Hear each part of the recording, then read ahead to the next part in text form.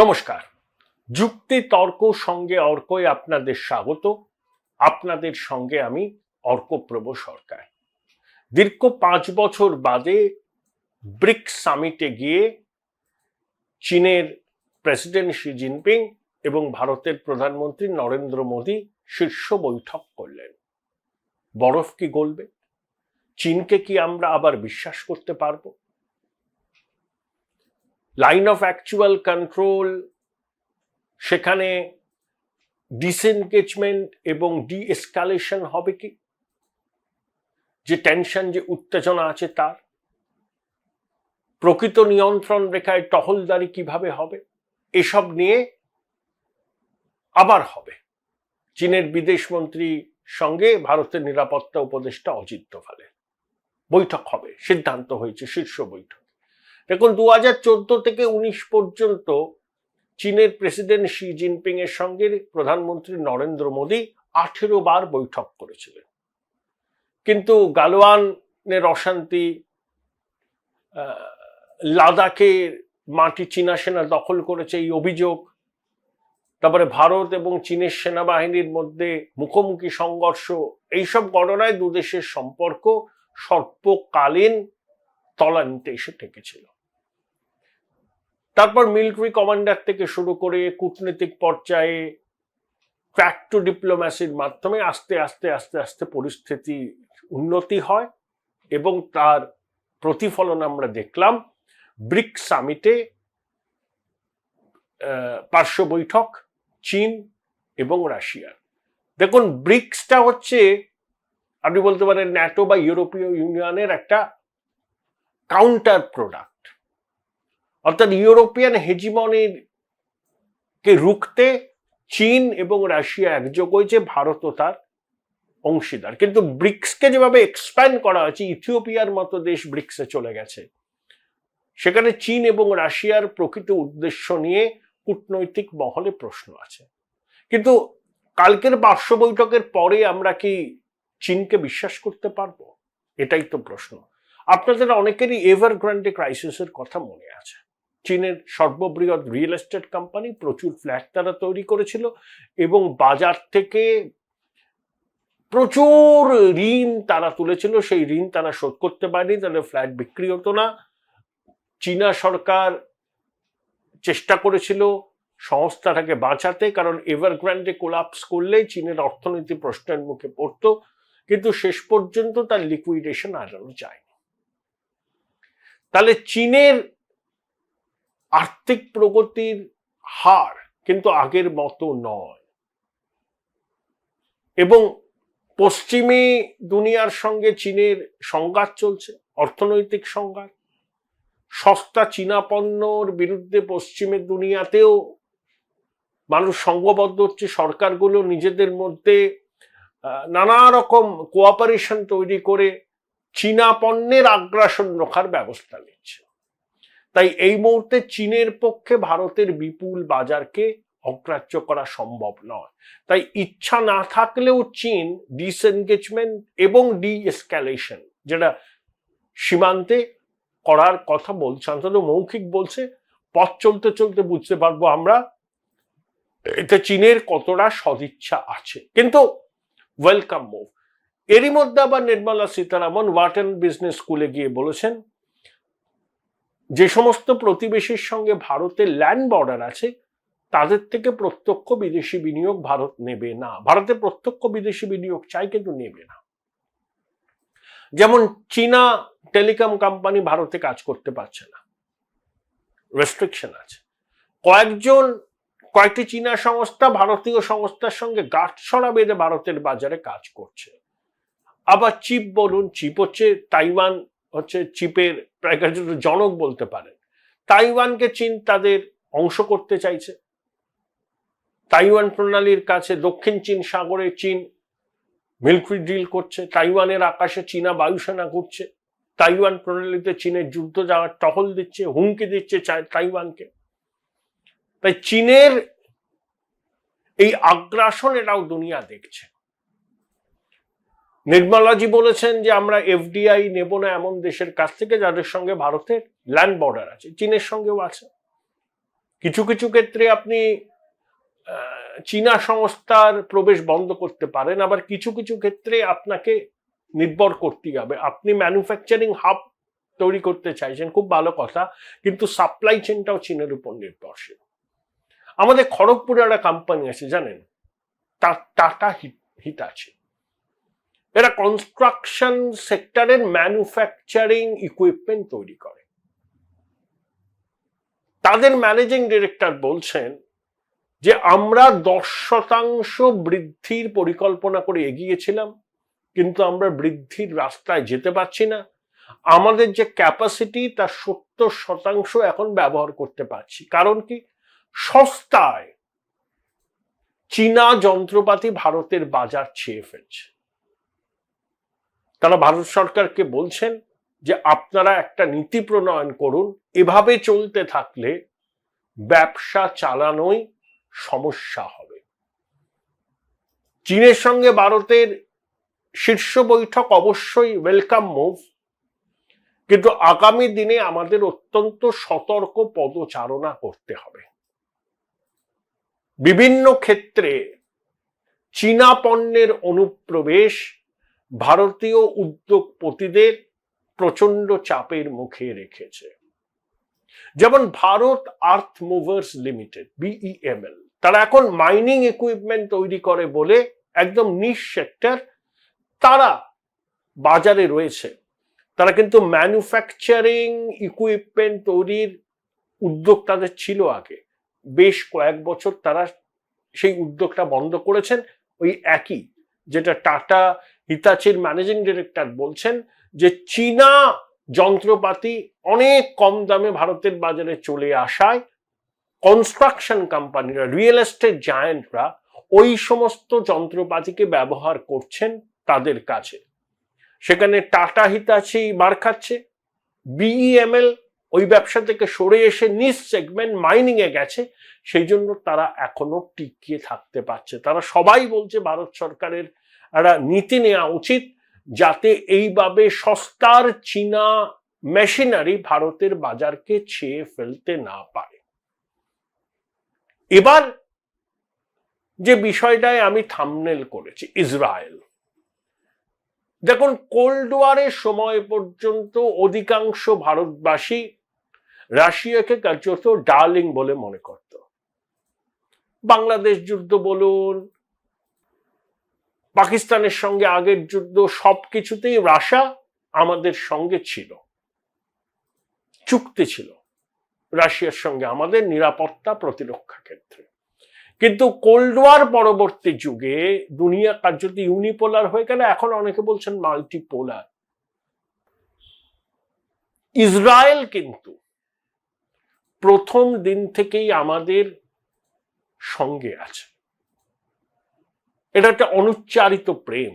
এখন কিন্তু আমরা বুঝতে পারছি যে ইসরায়েলের বন্ধুত্ব ভারতের প্রতি, সেটার মধ্যে কোনো খাত নেই। দেখুন, ইসরায়েলের গঠন নিয়ে যখন ভোটাভুটি হয় ইউএনএ, নেহেরু ভারত বিরুদ্ধে ভোট দিয়েছিল। অটোমান সাম্রাজ্যের পতনের পর, প্রথম বিশ্বযুদ্ধের পর, অটোমান সাম্রাজ্যের যে অংশ, সেই অংশ থেকে আরব দুনিয়ার কে ভাগ করে দেওয়া হচ্ছিল। সেভাবে 1932-এ সৌদি আরবে তৈরি হয়। তার থেকেই ইসরায়েলের গঠনের দাবি ছিল, সেটাই শেষ পর্যন্ত মান্যতা পায়। হলোকাস্ট পরবর্তী দুনিয়ায় পশ্চিমী দুনিয়া, বিশেষ করে আমেরিকা, ব্রিটেন, তারা চায় যে ইহুদিদের নিজস্ব হোমল্যান্ড হোক। কিন্তু ভারতের প্রবল আরব প্রীতির জন্য নেহেরু ইসরায়েলের গঠনের ভোটাভুটিতে ইউএনএ ইসরায়েলের বিপক্ষেই ভোট দেয়। আইনস্টাইন নেহেরুকে একটা 4 পাতার চিঠি লিখে অনুরোধ করেছিলেন নেহেরু যেন ইহুদিদের জন্মভূমি তৈরি হচ্ছে সেই বিষয়টাকে কনসিডার করে ইসরায়েল রাষ্ট্র গঠনের পক্ষে ভোট দেন। নেহেরু খুব পোলাইটলি রিপ্লাই করেছিলেন, ইসরায়েলের গঠনে তার নীতিগত অবস্থান থাকলেও তিনি আরব দুনিয়াকে হোস্টাইল করতে চান না, কারণ ন্যাশনাল ইন্টারেস্ট তাতে ব্যাহত হবে। 1950 সালে সেপ্টেম্বর মাসের 17 তারিখে ইসরায়েলকে আনুষ্ঠানিকভাবে কূটনৈতিক স্বীকৃতি দেয় ভারত। তারপর 75 বছর হয়ে গেল। আমাদের পশ্চিম বিরোধী পররাষ্ট্র নীতির খেসারত আমরা দিচ্ছি এখন। মানে অতীতে নেহেরু থেকে শুরু করে কংগ্রেসের জামানায় যেভাবে পশ্চিম বিরোধী পররাষ্ট্র নীতি ছিল আমাদের, তার একটা খেসারত দিতে হয়েছে। দেখুন, আমাদের খুব আরব প্রীতি। আমি অতীত বলছি, তার আগে এই যে রাষ্ট্রপুঞ্জের সাধারণ সভায় শাহবাজ শরীফ প্যালেস্টাইনের আত্মনিয়ন্ত্রণের অধিকারের সঙ্গে কাশ্মীরের আত্মনিয়ন্ত্রণের অধিকারকে মেলালেন। Join Indian Institute of Hotel Management now. Right choice, right decision. OIC, Organization of Islamic Countries, তাতে স্ট্রংম্যান এরদোগান, মালয়েশিয়ার মহাতির, তারাও প্যালেস্টাইনের সঙ্গে কাশ্মীরকে হাইফেনেটেড করলেন। আয়াতুল্লাহ খোমেনি রোহিঙ্গা মুসলিমদের বার্মাতে নিপীড়ন, প্যালেস্টাইনিদের উপর ইসরায়েলের আক্রমণ আর কাশ্মীর, তিনটাকে এক বন্ধনীতে রাখলেন। এই যদি আরব দুনিয়ার অবস্থান হয়, তাহলে আরবের সঙ্গে মাখামাখি করে আমাদের লাভটা কি হলো? দেখুন, কাশ্মীরের বিষয়টা মোটামুটি সেটেল। উপত্যকার কিছু দল তারা এখনো দাবি করে 370-35 সালে বিলোপ করার, কিন্তু সেটা হবে না। আপামর ভারতবাসী এই সিদ্ধান্তকে এন্ডোর্স করছে। তাই কাশ্মীর নিয়ে যে ডিসপিউট ছিল, বিশেষ মর্যাদা টর্যাদাগুলো হবে না। Kashmir integral part of India, এবং তার স্টেটহুড খুব শীঘ্রই রেস্টোর করা হয়ে যাবে। তার আলাদা সংবিধান, তার আলাদা পতাকা, তার বিধানসভার আলাদা টেনিওর, বিশেষ অধিকার আর থাকবে না।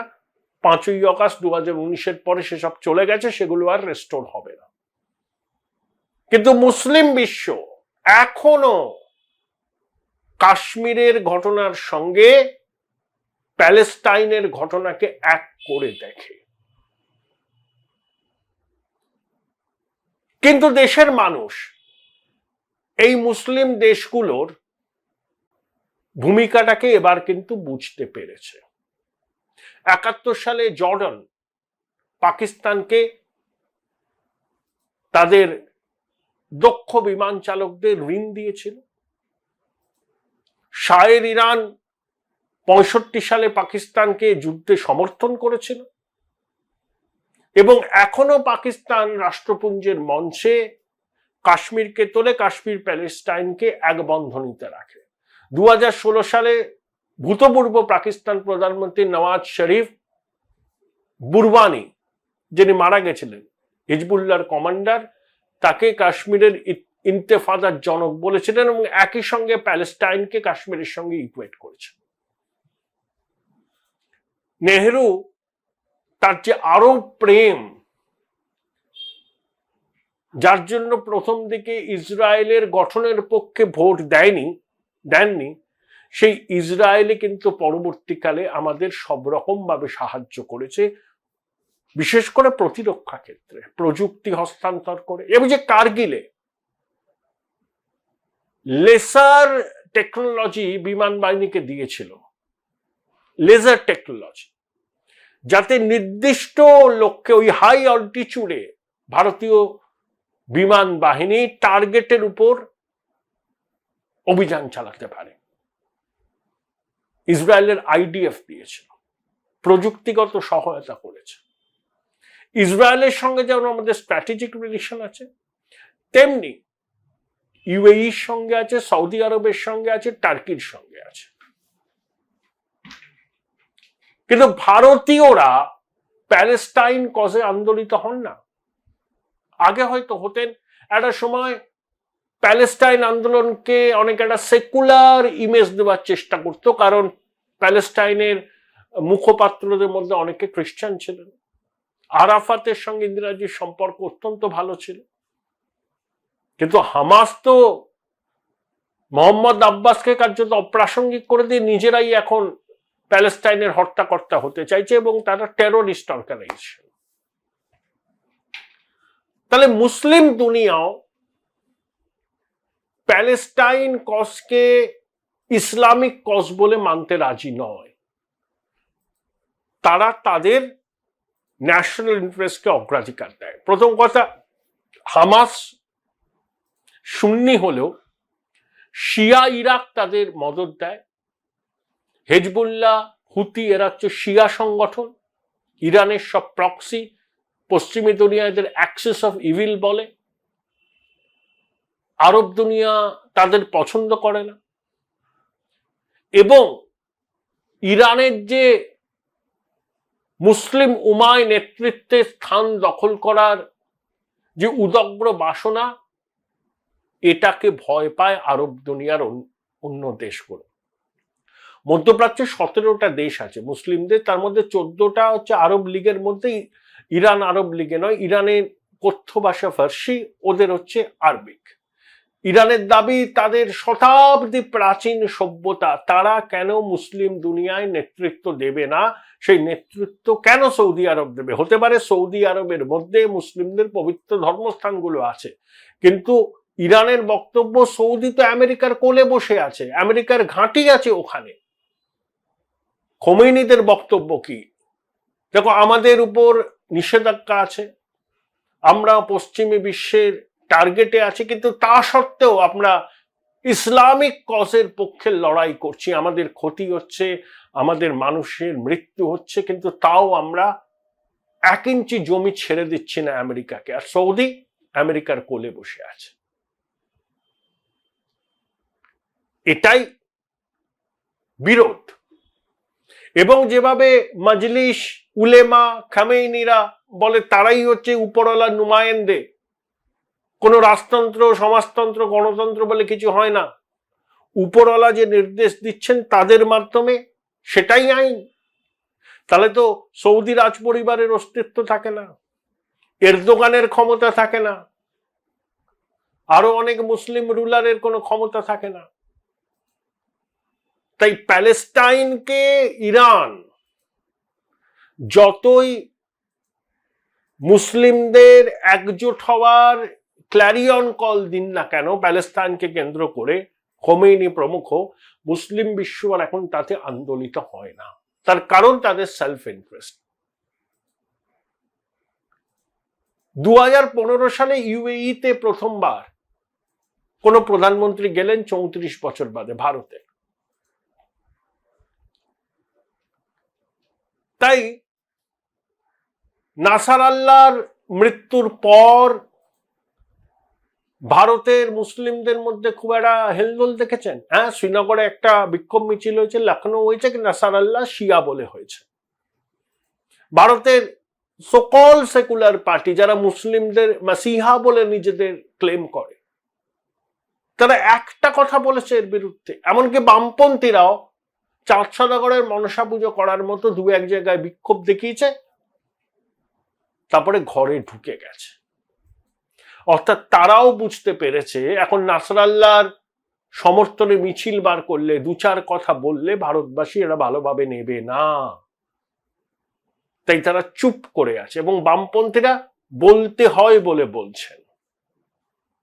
কিন্তু এই প্যালেস্টাইন কজের প্রতি একটা সময় ভারতবাসীর সহমর্মিতা ছিল, কিন্তু সেটা রাতারাতি উবে গেছে। হ্যাঁ, যুদ্ধ বিধ্বস্ত গাজা, খান ইউনুসের মানুষের যন্ত্রণার ছবিকে আমাদের বিচলিত করে না? করে। আন্তরিকভাবে আমরা চাই যুদ্ধ থামুক, স্থিতাবস্থা ফিরুক, এই সংঘাত এড়িয়ে যাওয়ার চেষ্টা করা উচিত, আমরা বলি।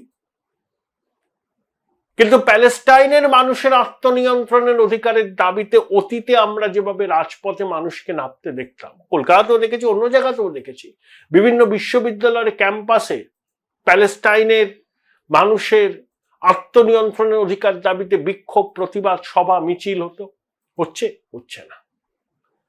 তার কারণ ইসরায়েলের এই অভিযানকে ভারতের বহু মানুষ সমর্থন করছে, কারণ তারা এটাকে উগ্রপন্থার বিরুদ্ধে ইসরায়েলের লড়াই হিসাবে দেখছে। ভারতবর্ষ নিজে উগ্রপন্থার শিকার। ভারতের সংসদে উগ্রবাদীরা হামলা চালিয়েছে, 26/11 হয়েছে।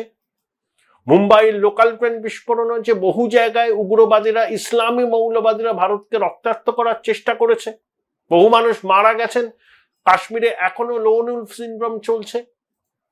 তাই ভারতবাসীরা এখন একটা সিদ্ধান্তে উপনীত হয়েছেন যে ইসরায়েল যেভাবে হামাস, হিজবুল্লাহর বিরুদ্ধে আক্রমণ চালাচ্ছে সেটা ইসলামী সন্ত্রাসবাদের বিরুদ্ধে তাদের অভিযান, এবং ভারতবাসী তাকে সমর্থন করছেন। তাই ইসরায়েলের জনপ্রিয়তা অন্যান্য যে সমস্ত রাষ্ট্র আছে ভারতবাসীর চোখে তাদের মধ্যে সব থেকে বেশি। ইসরায়েলকে ভারতের বহু মানুষ তাদের প্রকৃত বন্ধু বলে মনে করে। আর নেহেরুজি ইসরায়েলের গঠনের সময় যে ভোটাভুটি হয়েছিল ইউএনএ, তার বিরুদ্ধে ভোট দিয়েছিলেন। যে আরব প্রেমে তিনি মশগুল ছিলেন, সেই আরবের দেশগুলো ইউনাইটেড নেশনে গিয়ে প্যালেস্টাইন এবং কাশ্মীরকে এক বন্ধনীতে রাখে। বুরহান ওয়ানিকে কাশ্মীরের ইন্তেফাদার প্রতীক বলে মনে করে। অর্গানাইজেশন অফ ইসলামিক কান্ট্রিজের মঞ্চে স্ট্রংম্যান এরদোগান, মালয়েশিয়ার মহাথির, তারা কাশ্মীর আর প্যালেস্টাইনকে এক বন্ধনীতে রাখেন। তাহলে প্যালেস্টাইনের মানুষ যদি ভারতের পরোক্ষ সমর্থন পেতে চায়, তাদের বলা উচিত তাদের সমর্থনে যারা ইউনাইটেড নেশন ওআইসিতে গলা ফাটাচ্ছেন এই কথাটা, যে কাশ্মীরের সঙ্গে প্যালেস্টাইনকে ডিহাইফেনেটেড করতে হবে, এক বন্ধনীতে রাখা যাবে না। কাশ্মীর সম্পূর্ণ আলাদা, প্যালেস্টাইন সম্পূর্ণ আলাদা। আপনি কাশ্মীর আর প্যালেস্টাইন আর রোহিঙ্গাকে একভাবে দেখবেন, এক বন্ধনীতে রাখবেন, তারপরে প্যালেস্টাইনের মানুষের প্রতি ভারত সরকারের সমর্থন আশা করবেন কিভাবে? হ্যাঁ, গাজার ওই ঘটনা আমাদের বিচলিত করে, অসহায় নারী পুরুষের আর্তনাদ, মৃতদেহের স্তূপ বিচলিত করে, কিন্তু একই সঙ্গে ভারতবাসী এটাও মনে করে যে ইসরায়েল হামাস, হিজবুল্লাহ, হুতির ঘাঁটিকে ধ্বংস করতে চাইছে, কারণ তারা ইসরায়েলকে ধ্বংস করতে চায়। ইসরায়েলেরও তো আত্মনিয়ন্ত্রণের অধিকার আছে। 7ই অক্টোবর 2023 সালে যে নারকীয় ঘটনা হামাস ঘটিয়েছিল, তার রিটালিয়েশন ইসরায়েল করছে। ইসরায়েল তো চুপ করে বসে থাকবে কেন? এই ইয়াহিয়া সিনহার, খান ইউনুসের কসাই, সেই তো 7ই অক্টোবর 2023-এর ঘটনার মাস্টার মাইন্ড। তাই বেশিরভাগ ভারতবাসী হামাস, হিজবুল্লাহ, হুতি প্রমুখ সংগঠনগুলোকে কোনো স্বাধীনতাকামী সংগঠন বলে না, প্যালেস্টাইন জনতার আন্দোলনের প্রতিভূ বলেও মনে করে না। এদেরকে এরা ইসলামিক সংগঠন, জঙ্গি সংগঠন বলে মনে করে। এরা আইসিসের মতোই 19-20-এর তফাৎ আছে। তাই ইসরায়েলের এই অভিযান ভারতবর্ষের বেশিরভাগ মানুষ কিন্তু সমর্থন করছেন। ভারতবর্ষের বিদেশ নীতিতেও রাডিক্যাল শিফট, এবং বিদেশ নীতির সাথে সাথে ভারতবাসীর মননে একটা কিন্তু বৈপ্লবিক পরিবর্তন হয়েছে। ইসরায়েলকে ভারতবাসী বন্ধু হিসাবে ভাবছে। জ্যোতিবাবু তো ক্যাম্প ডেভিডে গিয়েছিলেন, জেরুজালেমে গিয়েছিলেন, এটা ভুললে চলবে না।